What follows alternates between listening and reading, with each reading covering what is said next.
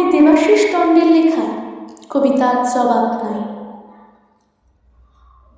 রবি ঠাকুর, বহুত দিন হইল তুমি আমাদের ছাইরে চলে গেছো।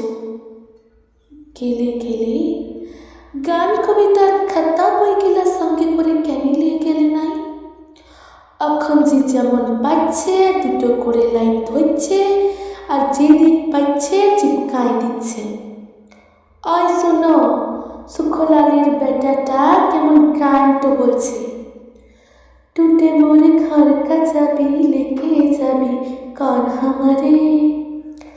আমি একদিন দমে ডেকেছিলাম, বলেছিলেন হগা এই সকল কি কাজ হচ্ছিস?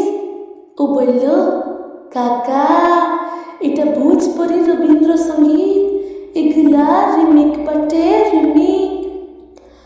রবীন্দ্রসঙ্গীত গানগুলা এখন নতুন স্টাইলে বলতে হবে, পুরো ঝিঙ্কু করে। আগের উপর হারমোনি বাজায় গান বললে চলবে ক্লাই? কি করলে রবি ঠাকুর? গেলে গেলে গান কবিতার খাতা বইগুলা সঙ্গে করে কেন নিয়ে গেলে নাই? বলরাম মাঝি শাড়ি কাপড়ের দোকান দিচ্ছে, বলরাম বস্ত্রালয়।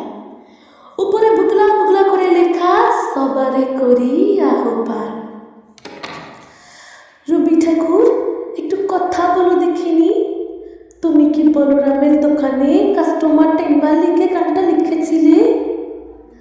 হায় হায় গো ঠাকুর, কেন যে গান কবিতার খাতা বইগুলা সঙ্গে করে নিয়ে গেলে নাই?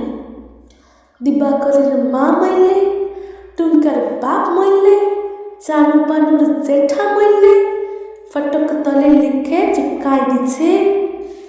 নয়নের সম্মুখে তুমি নাই, নয়নের মাঝখানে নিয়েছে যে ঠাই।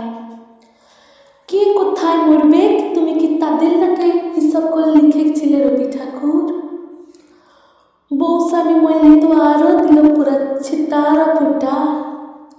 তখন লিখবে তুমি রবে নীরবে হৃদয় মম।